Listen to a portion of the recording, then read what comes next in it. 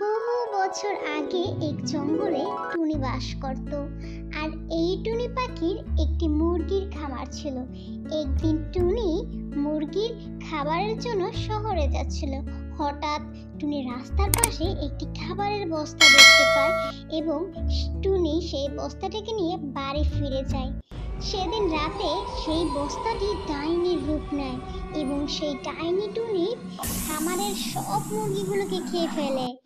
সকালে টুনি খামারে যেতেই দেখে তার সব মুরগি কে যেন খেয়ে ফেলেছে।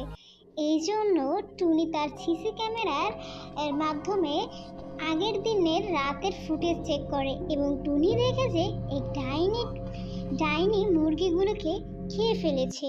এরপর টুনি তান্ত্রিকের কাছে যায় এবং সব ঘটনা খুলে বলে। টুনির সব ঘটনা শুনে তান্ত্রিক টুনির সাথে সেই খামারে চলে আসে এবং তান্ত্রিক তার মন্ত্র শক্তি দ্বারা সেই ডাইনিকে একটি খাঁচার ভিতরে বন্দি করে ফেলে।